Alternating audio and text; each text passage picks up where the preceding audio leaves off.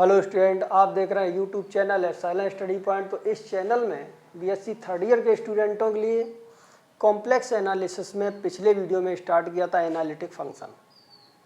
तो analytic function कब होगा ये समझाया था, और एनालिटिक फंक्शन नहीं होगा उन पॉइंटों को समझाया था। इसके लिए हमने क्वेश्चन भी डिस्कस किए थे एक दो। तो आज एक नया क्वेश्चन लेके चलते हैं एनालिटिक फंक्शन का स्टूडेंट। तो यहाँ पर क्वेश्चन में लिखा हुआ है so that the function F Z equal to under root mod x Y is not analytic at the origin although the Cauchy-Riemann equations are satisfied at that point। यानी कि ये बताया गया है फंक्शन ओरिजिन पर एनालिटिक नहीं है लेकिन Cauchy-Riemann इक्वेशन सेटिस्फाइड है। तो स्टूडेंट पिछले वीडियो में ये डिस्कस भी किया था कि एनालिटिक फंक्शन अगर किसी पॉइंट पर है तो Cauchy-Riemann सेटिस्फाइड होंगी और पार्शियल डेरिवेटिव्स जो होते हैं वो कंटिन्यूअस होंगी। लेकिन एनालिटिक ना प्रूव करने के लिए फंक्शन एनालिटिक नहीं है तो हमने ये कहा था कि Cauchy-Riemann इक्वेशन सेटिस्फाइड ना हो या फिर फंक्शन उस पॉइंट पर डिफरेंशिएबल ना हो, तो फिर हम कहेंगे फंक्शन एनालिटिक नहीं होगा, क्योंकि Cauchy-Riemann इक्वेशन नेसेसरी कंडीशन है एनालिटिक की। अगर एनालिटिक फंक्शन है तो Cauchy-Riemann सेटिस्फाइड होगी और इसके साथ पार्शियल डेरिवेटिव कंटिन्यूअस होंगे। लेकिन Cauchy-Riemann सफिशिएंट कंडीशन नहीं है एनालिटिक के लिए कि अगर Cauchy-Riemann सेटिस्फाइड है तो हम ये नहीं कह सकते स्टूडेंट कि फंक्शन एनालिटिक होगा। तो इस क्वेश्चन में यही लिखा हुआ है कि Cauchy-Riemann इक्वेशन सेटिस्फाइड है ओरिजिन पर लेकिन फंक्शन एनालिटिक नहीं है। तो जब ऐसी कंडीशन आती है तो Cauchy-Riemann सेटिस्फाइड कराते हैं, लेकिन उस पॉइंट पर हम चेक करते हैं फंक्शन डिफरेंशिएबल ना हो। अगर डिफरेंशिएबल नहीं है तो एनालिटिक कभी नहीं होगा, क्योंकि एनालिटिक जिस पॉइंट पर फंक्शन होता है उस पॉइंट पर फंक्शन डिफरेंशिएबल हो और उस पॉइंट के आसपास के सभी पॉइंट यानी कि पूरे कम से कम एक ऐसा नेबरहुड मिले कि उस नेबरहुड के हर पॉइंट पर फंक्शन डिफरेंशिएबल हो, तभी फंक्शन एनालिटिक होगा। यानी डिफरेंशिएबल अगर नहीं है तो कभी भी एनालिटिक नहीं होगा। और Cauchy-Riemann सेटिस्फाइड है, Cauchy-Riemann सेटिस्फाइड नहीं है तो भी एनालिटिक नहीं होगा। अगर Cauchy-Riemann सेटिस्फाइड है स्टूडेंट तो भी हम कह सकते हैं फंक्शन एनालिटिक हो भी सकता है और नहीं भी हो सकता है। तो आइए स्टूडेंट इस क्वेश्चन को देखते हैं। तो सबसे पहले पार्शियल डेरिवेटिव अगर किसी पॉइंट पर हम निकालते हैं तो उसके लिए फार्मूला बताया था, उस फार्मूले को एक बार फिर डिस्कस करते हैं। अगर यहाँ पर at point A comma B इस पर अगर हम पार्शियल डेरिवेटिव निकाल लें तो यहाँ पर del u divided by del x equal to formula बताया था यहाँ पर limit x tend to zero. यहाँ पर लिखते हैं यू एक्स की जगह पर x plus a comma b minus का u a comma b whole divided by student x. इसी तरीके से अगर यहाँ पर निकालते हैं वाई के रेस्पेक्ट में तो del u divide by del y equal to यहाँ पर लिखते हैं लिमिट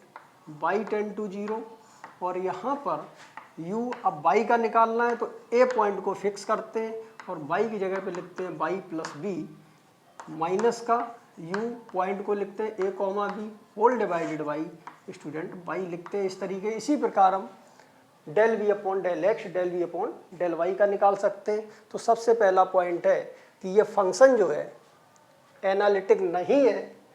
ओरिजिन पर लेकिन Cauchy-Riemann सेटिस्फाइड है। तो स्टूडेंट सबसे पहले हम चेक करते हैं Cauchy-Riemann इक्वेशन इस पॉइंट पर सेटिस्फाइड होंगी तो हम ये नहीं कह सकते कि फंक्शन एनालिटिक होगा, क्योंकि Cauchy-Riemann नेसेसरी होता है, सफिशिएंट नहीं है एनालिटिक के लिए। फिर बात करते हैं कि फंक्शन उस पॉइंट पर एनालिटिक नहीं है, यानी कि हम चेक करेंगे उस पॉइंट पर फंक्शन डिफरेंशिएबल नहीं है। तो आइए स्टूडेंट यहाँ पर देखते हैं। गिवन में है f Z equal to under root में लिखा हुआ है मॉड एक्स इंटू वाई। लेकिन स्टूडेंट एफ जेड जो होता है वो u प्लस आई वी यानी कि u वी एक्स वाई का फंक्शन है और v वी एक्स वाई का फंक्शन है। तो इस अंडर रूट को हम यहाँ पर लिख सकते हैं मॉड एक्स वाई और माइनस प्लस का, चलो यहाँ पर आगे चलते हैं, प्लस यहाँ पर लिखते हैं i इंटू जीरो। कंपेयर करते हैं स्टूडेंट तो यानी कि यहाँ पर u ऐसा भी लिख सकते हैं, u एक्स वाई का फंक्शन है, u x y equal to under root, इसको यहाँ लिख सकते हैं मॉड एक्स वाई इसके बाद यहाँ पर v इक्वल टू लिखते हैं i का कोफिशिएंट, ये आ जाएगा स्टूडेंट v भी एक्स वाई का फंक्शन होता है, तो v x y equal to 0। अब सबसे पहले हम स्टेप नंबर फर्स्ट चलते हैं। स्टेप नंबर फर्स्ट में ऑरिजिन पर लिखते हैं एट 0, 0। ऑरिजिन पर कॉची रीमान इक्वेशन चेक कर रहे हैं स्टूडेंट। तो सबसे पहले यहाँ पर del u divide by del x equal to लगाया, यहाँ पर लिखते हैं लिमिट एक्स टेंड टू 0। ये फार्मूला स्टूडेंट, यहाँ पर ए की जगह 0 लिखेंगे, तो यानी कि यहाँ से आ जाएगा u केवल x प्लस 0 और कॉमा b की जगह 0 माइनस यहाँ पर u 0, 0 whole divided by student यहाँ पर आ जाएगा x। इस तरीके से यहाँ पर लिखते हैं limit x tend to 0 u x, 0। तो स्टूडेंट x, 0 x यही बना रहे हैं, y की जगह 0 लिखेंगे, तो पॉइंट यहाँ पर निकालते हैं u x, 0, तो ये आ जाएगा under root mod x into y की जगह 0 होगा स्टूडेंट, तो पूरा आंसर 0 आएगा। तो इस तरीके से यहाँ पर 0 माइनस u 0, 0 की वैल्यू निकालते हैं, तो यहाँ पर u x और y दोनों की जगह 0 लिखेंगे स्टूडेंट, तो यहाँ पर आ जाएगा 0 में मॉड, यानी कि आंसर 0। तो ये भी 0 आ जाएगा और डिवाइडेड बाई x। तो x की लिमिट 0 बाद में लिखेंगे, पहले हम इसको सॉल्व करके आंसर निकालते हैं, जो भी आंसर आएगा उसी को लिखेंगे स्टूडेंट। तो यानी कि यहाँ पर आ जाएगा लिमिट x टेंड टू 0, 0 में x से डिवाइड करेंगे स्टूडेंट 0 आएगा, और इस तरीके से आंसर 0 आया। यानी कि यहाँ पर लिख सकते हैं del u divided by del x, और इसका आंसर 0 आया है स्टूडेंट। इसके बाद अब del u divide by del y की वैल्यू निकालते हैं, तो यानी यहाँ लिखते हैं del u divided by del y equal to, यहाँ पर लिखते हैं लिमिट y टेंड टू 0, और यहाँ पर u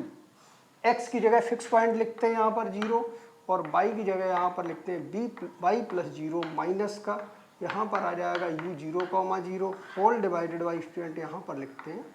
y, और इसके बाद में u 0, y, तो यानी कि यहाँ पर स्टूडेंट देखते हैं u 0 और y, तो यहाँ से आ जाएगा under root mod x y लिखा हुआ है स्टूडेंट, तो x की जगह यहाँ पर 0 लिखते हैं और y लिखते हैं, तो इस तरीके से टोटल आंसर 0 आता है। तो यानी कि यहाँ से आ जाएगा लिमिट y टेंड टू 0, और इस तरीके स्टूडेंट यहाँ पर आ जाएगा 0 माइनस u, 0 वैल्यू 0 हो जाएगी डिवाइडेड बाई y। तो इस तरीके से यहाँ पर देखते हैं इक्वल टू लगाया, यहाँ पर लिख दिया लिमिट y टेंड टू 0, तो इस तरीके स्टूडेंट यहाँ पर 0 आ जाएगा डिवाइडेड बाई y, और 0 में y से डिवाइड करेंगे स्टूडेंट 0, इसलिए यहाँ पर इसका आंसर 0 आएगा। यानी कि del u divided by del y, और इसका भी आंसर स्टूडेंट 0 आया। इसी तरीके से अब b के रेस्पेक्ट में निकालते हैं, देखते हैं आगे।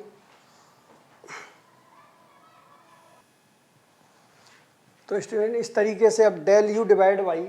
डेल v, अब निकालते हैं यहाँ पर del v divided by del x equal to, यहाँ पर लिखा लिमिट x टेंड टू 0, और यहाँ पर आ जाएगा स्टूडेंट v x के रेस्पेक्ट में निकालना है, इसलिए यहाँ पर लिखते हैं x प्लस 0, कॉमा यहाँ पर 0 माइनस का, यहाँ पर आता है v 0, 0 whole divided by student यहाँ पर x लिखते हैं। इस तरीके से यहाँ पर लिखा इक्वल टू लगाया, इसमें यहाँ पर लिखा limit x tend to 0 vx, 0। तो स्टूडेंट यहाँ पर vx y की जगह कुछ भी रखें कोई इफेक्ट नहीं पड़ेगा, तो यानी कि यहाँ पर 0 ही आएगा, और v 0, 0 अगर x y की जगह 0 रख देंगे तब भी स्टूडेंट कोई इफेक्ट नहीं पड़ेगा, यानी कि आंसर आ जाएगा यहाँ पर 0 और डिवाइडेड बाई x। इस तरीके स्टूडेंट यहाँ लिखेंगे लिमिट x टेंड टू 0 और 0 डिवाइडेड बाई x, तो x में डिवाइड करते हैं स्टूडेंट, x से अगर हम 0 डिवाइड करेंगे तो 0 आ जाएगा, तो इस तरीके से टोटल आंसर 0। इस तरीके से यहाँ पर del v divided by del x, इसका भी आंसर स्टूडेंट 0 आया। इसके बाद बात करते हैं यहाँ पर del v divided by del y equal to लगाएंगे, यहाँ पर लिखेंगे लिमिट y टेंड टू 0, और यहाँ पर लिखते हैं b x की जगह पर पॉइंट रखते हैं, और y की जगह पर यहाँ पर लिखते हैं y प्लस 0 माइनस का, यहाँ पर आ जाएगा student v 0, 0 whole divided by y। इस तरीके से यहाँ पर आ जाएगा लिमिट बाई टेन टू 0 और इसके बाद v 0 कॉमा बाई, x की जगह 0 बाई लिखेंगे तो कोई इफेक्ट नहीं पड़ेगा स्टूडेंट, यहाँ पर 0 आएगा और यहाँ पर v 0 कॉमा 0 की वैल्यू 0 आएगी। इस तरीके से यहाँ पर लिखते हैं बाई और यहाँ पर आ जाएगा student limit y tend to 0 और 0 में अगर हम बाई से डिवाइड करते हैं स्टूडेंट 0 आ जाएगा। इस तरीके से इसका आंसर 0 आया, यानी कि del v divided by del y, इसका भी आंसर 0। तो इस तरीके स्टूडेंट यहाँ पर हम देखते हैं 10 कॉची रीमान इक्वेशंस जो होती हैं, यानी कि यहाँ पर लिखते हैं del u divide by del x और डेल v डिवाइडेड बाई यहाँ पर डेल y, ये दोनों आंसर बराबर होते हैं, यानी del u divide by del x भी 0 है, del v divided by del y ये भी 0 है। तो स्टूडेंट ये आंसर और ये आंसर इक्वल आया, तो इसलिए कॉची रीमान जो है फर्स्ट कंडीशन सेटिस्फाइड। और सेकंड कॉची रीमान इक्वेशंस होती हैं, यानी कि यहाँ पर लिखते हैं del u divided by del y और माइनस का del v divided by del x।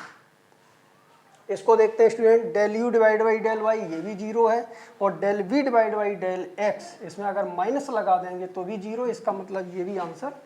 Equal आएगा स्टूडेंट। तो कॉची रीमान इक्वेशन ऑरिजिन पर सेटिस्फाइड है। तो इस तरीके से यहाँ पर लिखते हैं this implied by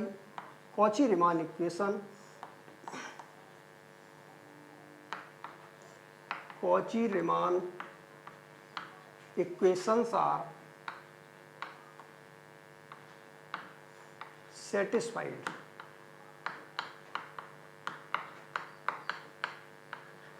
at origin पर student Cauchy Riemann equation satisfied है, लेकिन बताया गया फंक्शन एनालिटिक नहीं है। इसका मतलब जब एनालिटिक ना होने की बात करी जाए तो स्टूडेंट हम दो कंडीशन चेक करते हैं, या तो हम चेक कर रहे हैं कॉची रीमान सेटिस्फाइड नहीं है, अगर कॉची रीमान सेटिस्फाइड है तो हम चेक करेंगे फंक्शन उस पॉइंट पर डिफरेंशिएबल नहीं है। तो स्टूडेंट यहाँ कॉची रीमान तो सेटिस्फाइड है, लेकिन एनालिटिक जो कह रहे हैं एनालिटिक नहीं है फंक्शन, तो इसलिए अब हम बात करते हैं डेरिवेटिव की। उस पॉइंट पर हम यानी ऑरिजिन पर चेक करेंगे फंक्शन डिफरेंशिएबल अगर नहीं है तो हम कहेंगे ये फंक्शन एनालिटिक नहीं होगा। तो आइए स्टूडेंट देखते हैं स्टेप नंबर इसका सेकेंड। तो स्टूडेंट किसी पॉइंट पर अगर हमें डिफरेंशिएबल का फार्मूला चेक करना है तो डिफरेंशिएबिलिटी एट पॉइंट, यानी कि यहाँ पर लिखते हैं at z equal to z naught. इस पर फंक्शन का डिफरेंशिएबल का जो फार्मूला है, डिफरेंशिएबिलिटी का फार्मूला, उसको यहाँ पर लिखते हैं f dash zero equal to यहाँ पर लिखते हैं लिमिट जेड टेन टू यहाँ पर आता है स्टूडेंट जेड नॉट और यहाँ पर लिखते हैं F of Z minus F Z not divided by z minus Z not. ये फार्मूला है स्टूडेंट। इसका मतलब है जेड नॉट पर अगर हमें डिफरेंशिएबिलिटी चेक करनी है, डिफरेंशिएबल चेक करना है, यानी कि इस फार्मूले की वैल्यू यूनिक आए, एग्जिस्ट यानी फाइनाइट और यूनिक वैल्यू आए, तो हम कहेंगे कि ये फंक्शन जेड नॉट पर z equal to z naught पर डिफरेंशिएबल है, यानी कि जेड को जेड नॉट की तरफ ले जाएंगे, लेकिन इस फार्मूले का आंसर यूनिक और एग्जिस्ट होगा, यानी केवल और केवल एक वैल्यू मिलेगी, किसी भी कर्व के अलोंग चले लेकिन उस कर्व पर जेड की वैल्यू जेड नॉट की तरफ ले आएंगे, तो इस वाले फार्मूले में कोई भी इफेक्ट नहीं आएगा, इसकी वैल्यू फिक्स आएगी और यूनिक आएगी स्टूडेंट। तो इस तरीके से यहाँ पर ऑरिजिन पर चेक करना है, तो यानी कि यहाँ पर देख रहे हैं जेड इक्वल टू जीरो। तो स्टूडेंट अगर जेड इक्वल टू जीरो कहीं पर भी लिखा हुआ है तो जेड की वैल्यू होती है एक्स प्लस आई वाई। तो इस तरीके से यहाँ पर जीरो और सॉल्व करेंगे, तो यानी कि x plus i into y, इस जीरो को लिख सकते हैं zero plus i into zero, compare करेंगे तो यहाँ से मिल जाएगा x equal to zero student और y इक्वल टू जीरो। यानी कहीं पर भी अगर z इक्वल टू जीरो लिखा है तो उसका मतलब यहाँ पर x भी जीरो होगा और स्टूडेंट y भी जीरो होगा।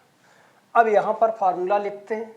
जीरो पर चेक करना है स्टूडेंट, तो एफ डैश जीरो की वैल्यू निकालेंगे इक्वल टू यहाँ पर आता है लिमिट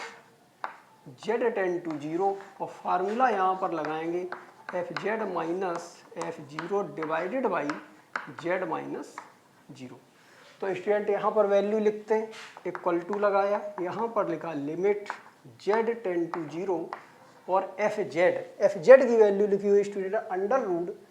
तो यानी कि यहाँ पर लिखते हैं under root mod x y minus का f0 की वैल्यू जब लिखेंगे तो यानी कि यहाँ पर z की जगह जब हम 0 लिखेंगे तो z की वैल्यू स्टूडेंट है यहाँ पर अंडर रूट मॉड में x इंटू वाई, तो जब z 0 होगा तो x और y दोनों ही 0 होंगे, तो इस तरीके से यहाँ पर 0 इंटू 0, तो इसका आंसर 0 आएगा। तो स्टूडेंट यहाँ पर लिखते हैं 0 होल डिवाइडेड बाई z, और z की वैल्यू भी यहाँ पर हम लिखते हैं x प्लस आई वाई। तो इस तरीके से यहाँ पर आ जाएगा लिमिट z टेंड टू 0, और इसको यहाँ पर लिखते हैं student under root mod of x y divided by x plus i y. तो यहाँ पर f डैश 0। अब स्टूडेंट हम यहाँ पर देखते हैं कि f डैश 0 एग्जिस्ट तभी करेगा जब इसका आंसर फाइनाइट और यूनिक आए, यानी कि किसी भी कर्व के अलोंग चले, z को 0 की तरफ ले आएंगे, यानी कर्व जो होगा z इक्वल टू 0, यानी कि z इक्वल टू 0 का मतलब है ऑरिजिन, यानी कर्व ऑरिजिन से पास होने चाहिए, यानी कि यहाँ पर रियल और इमेजिनरी एक्सिस का पॉइंट ऑफ इंटरसेक्शन होता है z इक्वल टू 0, यानी कि ये ऑरिजिन। तो यहाँ पर जो कर्व होगा, कोई भी कर्व हो z टेंड टू 0, यानी कि ऑरिजिन से पास होने वाला कर्व हम z को ऑरिजिन की तरफ ले आएंगे, लेकिन इस वाले फार्मूले में कोई इफेक्ट ना आए। तो स्टूडेंट एक तो हमने मेथड बताया था रियल और इमेजिनरी एक्सिस के अलोंग निकालते हैं तो इसका आंसर अलग अलग आए। एक मेथड ये अगर सेम आता है तो कोई भी कर्व हो, हर कर्व के अलोंग इसके आंसर में कोई चेंज ना आए, तो हम मेथड बताया था। कभी कभी हम एक ही इक्वेशन लिखते हैं और एक इक्वेशन में कई कर्व लिखे होते हैं पैरामीटर की फॉर्म में, तो यानी कि यहाँ पर और मेथड बताया था जो डिनोमिनेटर होता है, डिनोमिनेटर में जो वेरिएबल की पावर होती है इनको इक्वल किया जाता है स्टूडेंट। तो यहाँ पर एक पावर है, यहाँ पर भी एक पावर है, यानी y इक्वल टू एक्स, और डिफरेंट डिफरेंट कर्व रखें तो एक पैरामीटर लगा देते हैं student y equal to m x. तो यानी कि यहाँ पर y इक्वल टू अगर हम एम एक्स लिखते हैं तो m की वैल्यू जब 1 रखते हैं स्टूडेंट तो ये लाइन यहाँ पर मिलती है जो दोनों एक्सिस के बीच से होकर के जाएगी, और अगर m की वैल्यू 2 रख दें तो ये जो लाइन है y इक्वल टू 2x इसके थोड़ा ऊपर से होकर के जाएगी स्टूडेंट, लेकिन दोनों लाइनें ऑरिजिन से पास हो रही हैं, z की वैल्यू हम 0 ही की तरफ ले आएंगे, लेकिन दोनों के आंसर में अगर इसमें कोई इफेक्ट नहीं पड़ता है तो हम कहेंगे फंक्शन f डैश 0 एग्जिस्ट है, और अगर ये चेंज हो रहा है कर्व के अलोंग तो हम कहेंगे फंक्शन डिपेंड है, यानी कि अलग अलग वैल्यू रखने पर अलग अलग आता है, तो हम कहेंगे f डैश 0 एग्जिस्ट नहीं है। तो स्टूडेंट दो मेथड थे, एक मेथड यहाँ पर हम बता चुके थे रियल और इमेजिनरी वाला, दूसरा मेथड देखते हैं पावर इक्वल वाला, पिछले वीडियो में भी इसकी जानकारी हमने बताई हुई है। तो यहाँ पर चलते हैं इक्वल टू, यानी कि यहाँ पर लिखते हैं एलोंग y इक्वल टू, यहाँ पर आता है एम एक्स। जब इस कर्व के अलोंग चलेंगे तो यहाँ पर निकालते हैं f डैश 0 इक्वल टू आता है, लिमिट लगाएंगे स्टूडेंट, और यहाँ पर अंडर रूट लिखते हैं और मॉड में x, और y की जगह यहाँ पर लिखते हैं m x divided by x plus i into y की जगह स्टूडेंट लिखते हैं यहाँ पर एम एक्स। अब यहाँ पर टोटल वेरिएबल x हो जाते हैं, तो इसलिए यहाँ पर z जहाँ पर 0 होता है वहाँ x और y दोनों 0 होते हैं। जब टोटल वेरिएबल एक ही हो जाता है तो उसी की लिमिट लगाई जाती है स्टूडेंट, तो x टेंड टू 0 आएगा। इस तरीके से यहाँ पर लिखते हैं इक्वल टू लिमिट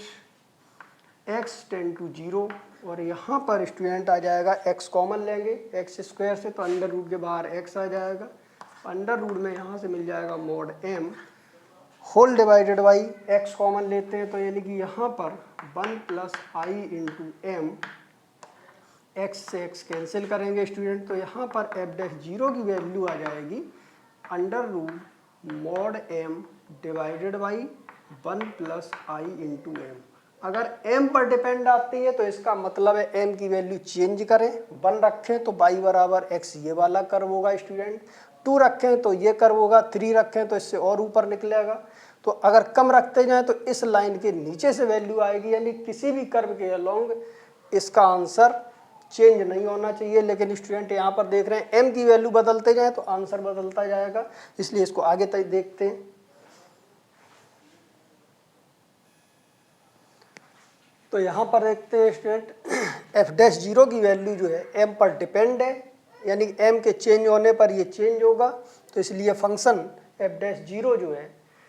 एग्जिस्ट नहीं है, यानी जीरो पर फंक्शन डिफरेंशिएबल नहीं है। और यहाँ पर देखते भी है एफ डैश जीरो की वैल्यू अगर along y equal to x, यानी एम की वैल्यू 1 रखते हैं स्टूडेंट इसमें, तो 1/1 प्लस आई आ जाएगा। लेकिन along y equal to 2x, यानी m की वैल्यू अगर 2 रखते हैं तो स्टूडेंट यहाँ पर आ जाएगा 2 डिवाइड बाई 1 प्लस 2i।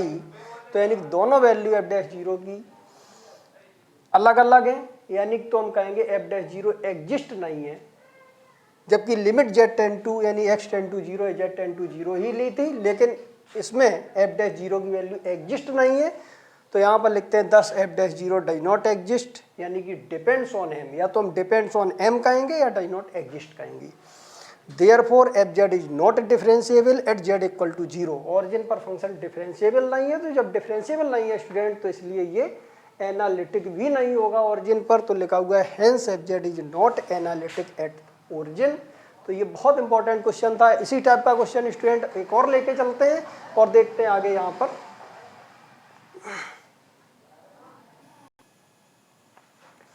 तो स्टूडेंट यहाँ पर अगला क्वेश्चन है, if f Z equal to u plus i v where f Z equal to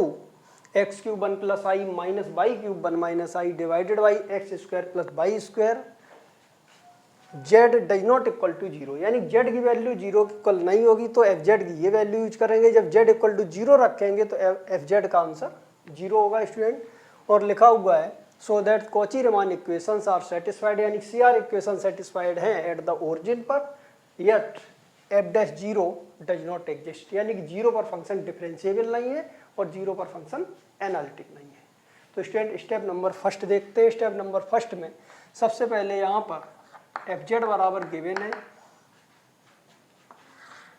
x cube, यहाँ पर लिखा हुआ है 1 plus I,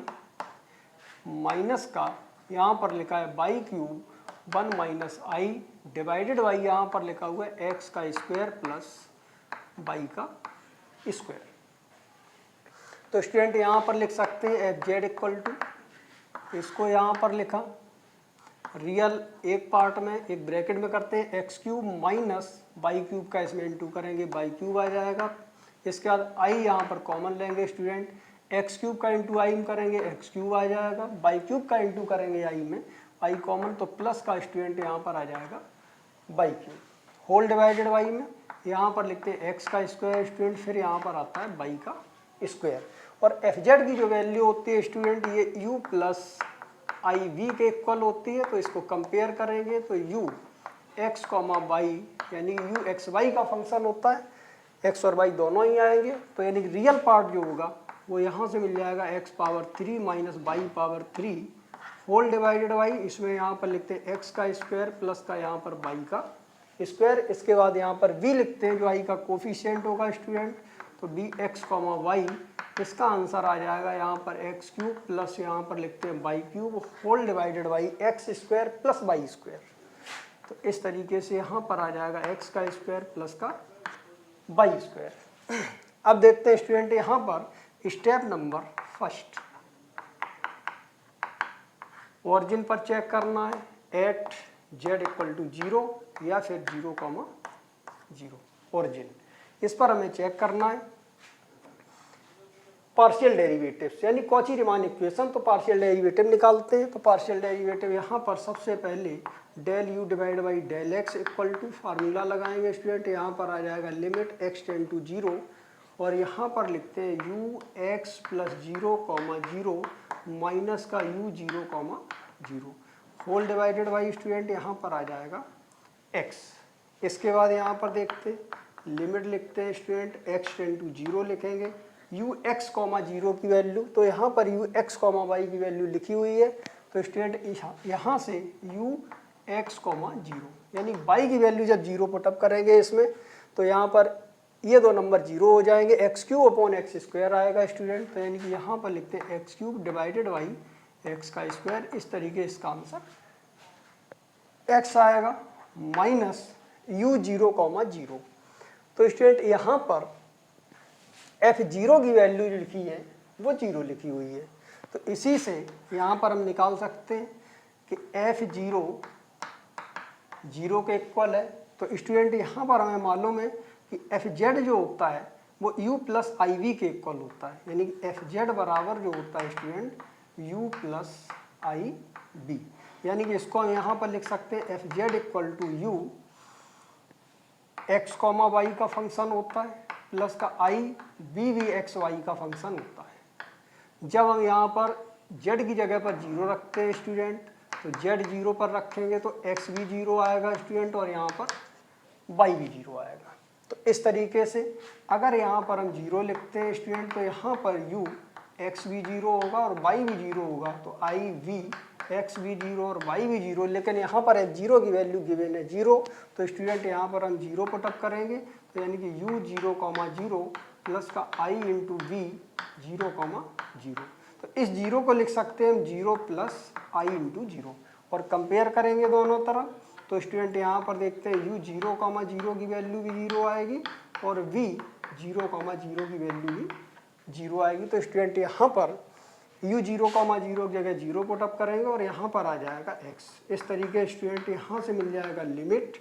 x tend to zero और यहाँ पर आ जाएगा वन, तो स्टूडेंट इसका आंसर वन मिलेगा। इसके बाद में सेकंड डेरिवेटिव देखते हैं, यानी कि यहाँ पर लिखते हैं del u divided by del y equal to लगाया, यहाँ पर लिखते हैं limit y tend to zero और यहाँ पर आ जाएगा स्टूडेंट यू एक्स की जगह जीरो, वाई की जगह यहाँ पर वाई प्लस जीरो माइनस का यू जीरो कॉमा जीरो मिल जाएगा और डिवाइडेड बाई में यहाँ पर स्टूडेंट वाई आ जाएगा। तो इस तरीके से यहाँ पर लिखते हैं limit y tend to zero और यहाँ पर student u zero comma y यानी एक्स की जगह जीरो लिखते हैं, तो यानी कि यहाँ पर स्टूडेंट यू एक्स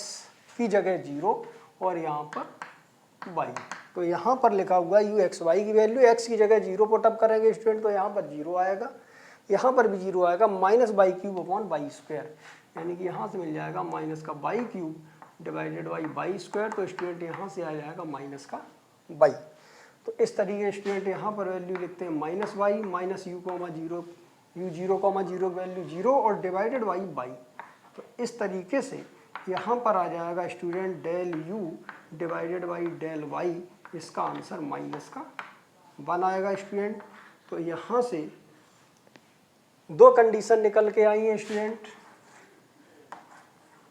एक तो यहाँ पर आया है del u divide by del x, इसका आंसर यहाँ पर वन, यानी कि del u divided by del x इसका आंसर वन, और दूसरा del u divided by del y और इसका आंसर माइनस वन। अब हम पार्शियल डेरिवेटिव निकालते हैं v के रेस्पेक्ट में, देखते हैं आगे। तो अब यहाँ पर आता है डेल v डिवाइडेड बाई, इसमें यहाँ पर लिखते हैं डेल एक्स इक्वल टू लगाया है, यहाँ पर लिखा limit x tend to zero और ये वैल्यू यहाँ पर आ जाएगी v x plus zero comma zero minus का यहाँ पर लिखेंगे student v zero comma zero whole divided by यहाँ पर आ जाएगा x। ये फार्मूला लिखा, इक्वल टू लगाया, यहाँ पर लिखते हैं limit x tend to zero. ये फार्मूला स्टूडेंट सबसे पहले जब वीडियो स्टार्ट किया था तो हमने फार्मूला यहाँ पर लिखे हुए थे u के रेस्पेक्ट में, वैसे ही यहाँ पर v के रेस्पेक्ट के, तो v x कॉमा जीरो की वैल्यू यहाँ पर निकालेंगे, v x कॉमा वाई की वैल्यू यहाँ पर लिखी हुई है, तो v x कॉमा जीरो निकालते हैं यहाँ पर। यहाँ देखते हैं स्टूडेंट कि v x कॉमा जीरो, यानी कि y की जगह जीरो पुटअप करेंगे, y की जगह जीरो लिखेंगे स्टूडेंट, तो जीरो और जीरो यहाँ आ जाएगा, x cube upon x square मिलेगा, तो यहाँ पर x cube divided by x square और इसका आंसर x आएगा। तो इस तरीके से यहाँ पर लिखते हैं x minus v zero comma zero की वैल्यू यहाँ पर जीरो निकल के आई है, होल डिवाइडेड बाई स्टूडेंट यहाँ पर आ जाएगा x और इसको यहाँ पर लिखते हैं limit x tend to zero और यहाँ पर आता है वन, तो इसका आंसर यहाँ पर वन मिलता है स्टूडेंट। इस तरीके से del v divided by del x इसका आंसर वन आ गया। तो अगला पॉइंट निकालते हैं यहाँ पर del v divided by del y का, देखते हैं आगे।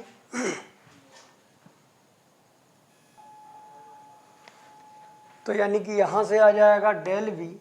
डिवाइडेड बाई, इसमें यहाँ पर लिखते हैं डेल वाई इक्वल टू, और ये वैल्यू आ जाएगी लिमिट y टेंड टू 0। इस तरीके से यहाँ पर आ जाएगा स्टूडेंट v, x की जगह पर यहाँ पर 0 पुटअप करेंगे, y की जगह y प्लस 0 माइनस का यहाँ पर लिखते हैं v 0, whole divided by student यहाँ पर आ जाएगा y। तो इस तरीके से यहाँ पर लिखते हैं limit y tend to 0, v 0, y, यानी x की जगह 0 पुट करते हैं तो स्टूडेंट यहाँ पर v x की जगह 0 पुट करेंगे और y की जगह पर y, यानी कि v में x की जगह 0 पुट करेंगे तो यहाँ दोनों जगह 0 हो जाएगा, y क्यूब अपन y स्क्वायर आएगा, यानी कि y cube divided by y square, और सॉल्व करेंगे स्टूडेंट y। तो इस तरीके से यहाँ से आ जाएगा y minus v 0, 0 value 0 divided by y, student cancel होगा यहाँ से y से y, तो यानी कि यहाँ से मिल जाएगा del v upon del y, इसका भी आंसर 1 आया। तो इस तरीके से यहाँ पर del v divided by del y, इसका आंसर स्टूडेंट यहाँ पर 1 आया। तो इस तरीके से यहाँ पर देखते हैं 10 del u divided by del x और डेल v डिवाइडेड बाई यहाँ पर डेल y। तो देखते हैं स्टूडेंट यहाँ पर ये आंसर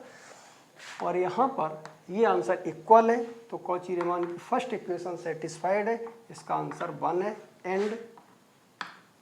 यहाँ पर दूसरा देखते हैं del u divided by del y और del v divided by del x minus का, इसका देखते हैं तो del u upon del y, इसका answer -1। Del v divide by del x, इसमें +1 आएगा लेकिन माइनस लगाएंगे -1 मिलेगा, तो इस तरीके से इसको भी हम सॉल्व करते हैं स्टूडेंट, ये भी -1 यानी ये भी इक्वल है, तो कॉची रीमान इक्वेशन ऑरिजिन पर सेटिस्फाइड है। तो यानी कि यहाँ पर लिखते हैं therefore,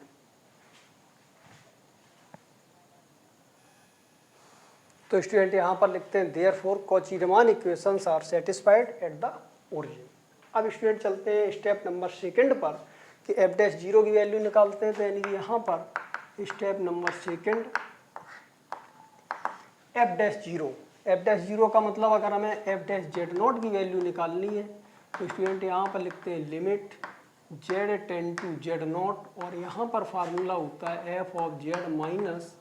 f(z0) divided by z minus z0। ये स्टूडेंट फार्मूला जनरल होता है। तो यानी कि यहाँ पर लिखते हैं कि f'0 यानी कि एट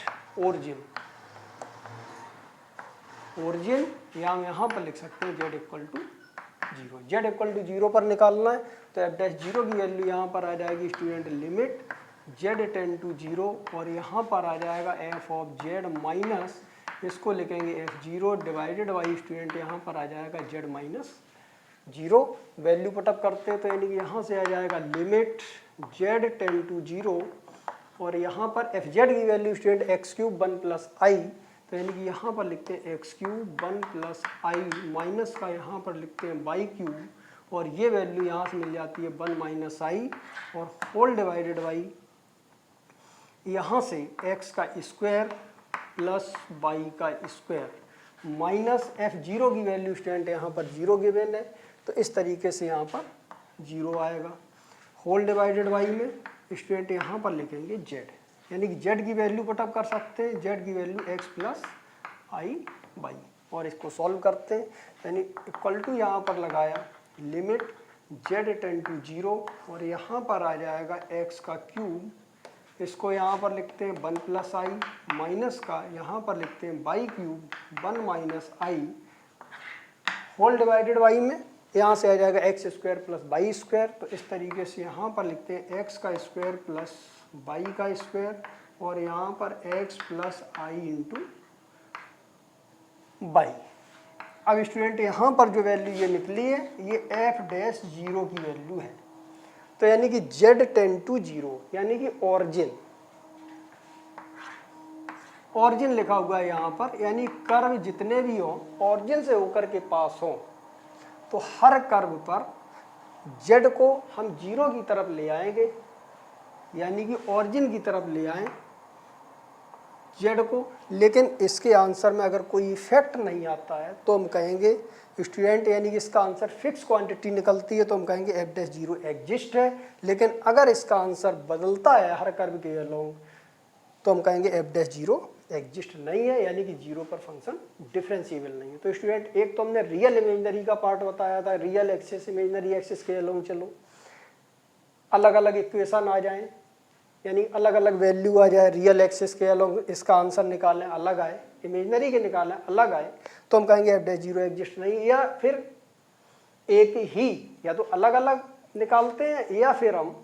एक ही इक्वेशन में कई कर्व एक साथ होते हैं। उसका मेथड स्टूडेंट हमने बताया था कि डिनोमिनेटर को देखो और पावर वेरिएबल की सेम बनाओ। तो सेम पावर है तो y की वैल्यू x के फॉर्म में लिखेंगे, y इक्वल टू एक्स। लेकिन अगर एक पैरामीटर भी साथ में लिख दे तो इसमें बहुत सारी इक्वेशन एक साथ हो जाती हैं। उन सभी इक्वेशनों पर z जीरो की तरफ ले आएंगे, यानी कि ऑरिजिन से जाने वाली होंगी, लेकिन इसकी वैल्यू में चेंज ना आए तो कहेंगे फंक्शन एग्जिस्ट है, और अगर चेंज आता है तो कहेंगे फंक्शन एग्जिस्ट नहीं है। तो स्टूडेंट y इक्वल टू हम रखते हैं mx, यानी कि x और y बराबर रखें, एक कांस्टेंट भी साथ में ले लें, क्योंकि यहाँ x y की पावर दोनों की यहाँ पर भी सेम है स्टूडेंट और यहाँ पर भी सेम है। तो यानी कि यहाँ पर लेके चलते हैं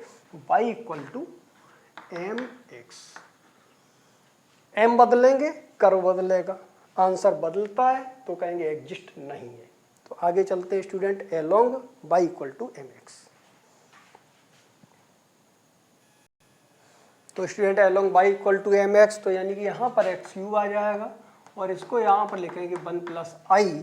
यहाँ से आ जाएगा माइनस का m का क्यूब इंटू यहाँ पर लिखेंगे x का क्यूब, और ये वैल्यू यहाँ से आ जाएगी 1 minus i whole divided by x square plus, यानी कि यहाँ से लिखते हैं x का स्क्वायर प्लस y की जगह m स्क्वायर और x स्क्वायर आ जाएगा स्टूडेंट। इस तरीके से यहाँ पर x प्लस यहाँ पर i इंटू mx मिलेगा, और इस तरीके से x कॉमन लेके कैंसिल करते हैं स्टूडेंट। और यहाँ टोटल वेरिएबल जब x में आ जाते हैं, यानी कि z जीरो होता है, वहाँ x और y दोनों जीरो होते हैं। अब सिंगल वेरिएबल बचा हुआ है तो सिंगल वेरिएबल x की ही लिमिट लगाएंगे, यानी कि यहाँ पर आता है लिमिट, इसको लिखते हैं x tend to zero, x cube common ले लें तो यानी कि यहाँ से मिल जाएगा 1 प्लस आई माइनस का यहाँ पर m क्यूब, और यहाँ पर स्टूडेंट आ जाएगा 1 माइनस आई डिवाइडेड बाई यहाँ पर लिखते हैं 1 प्लस m का स्क्वायर, और यहाँ से 1 प्लस आई इंटू एम। ये क्वांटिटी m पर डिपेंड है, m बदलेगा स्टूडेंट तो एफ डैश जीरो की वैल्यू बदलेगी, इसलिए m पर डिपेंड है। तो हम कहेंगे एफ डैश जीरो एग्जिस्ट नहीं है, यानी फंक्शन जीरो पर डिफरेंशिएबल नहीं है। और इसको ज़्यादा डिटेल में करने के लिए यहाँ पर m की वैल्यू पुट अप करके देख लेते हैं, यानी कि एफ डैश यहाँ पर जीरो आता है। तो अब यहाँ पर एफ डैश जीरो, इसके आंसर निकालते हैं, देखते हैं आगे।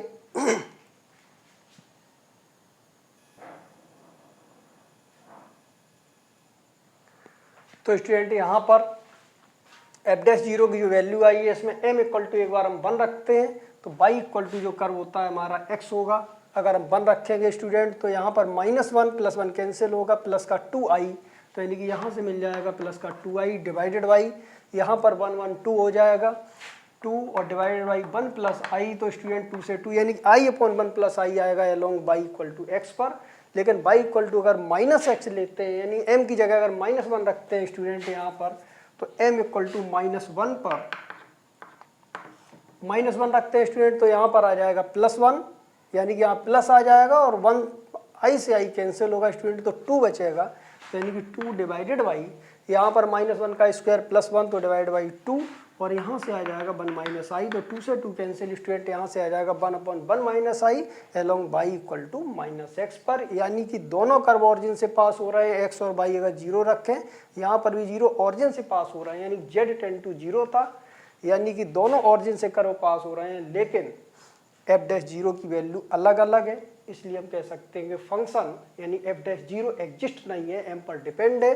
तो यहाँ पर लिखते हैं clearly F dash zero depends on m, therefore F dash zero does not exist. तो स्टूडेंट यहीं पर यही हमें स्टेप सॉल्व करना था, F dash zero does not exist. तो आज इस वीडियो में यहीं तक स्टूडेंट, अगले वीडियो में आते हैं एक नई प्रॉब्लम के साथ, बहुत इंपॉर्टेंट प्रॉब्लम होगी, बहुत इंटरेस्टेड प्रॉब्लम होगी एनालिटिक फंक्शन पर। तो सभी स्टूडेंट इस वीडियो को लाइक कर दें, सब्सक्राइब कर दें और शेयर कर दें, ताकि हमारे आने वाले हर वीडियो की नोटिफिकेशन सभी स्टूडेंटों को मिल सके। हमारे पुराने वीडियोस देखने के लिए आप प्लेलिस्ट में जाकर के देख सकते हैं, बीएससी थर्ड ईयर के और अदर सेमेस्टर वाइज भी। किसी भी स्टूडेंट को कहीं पर भी प्रॉब्लम है तो आप कमेंट बॉक्स में जाकर कमेंट करें, जिससे आपकी प्रॉब्लम अगले वीडियो में सॉल्व हो सके। आज इस वीडियो में यहीं तक, दैट्स ऑल।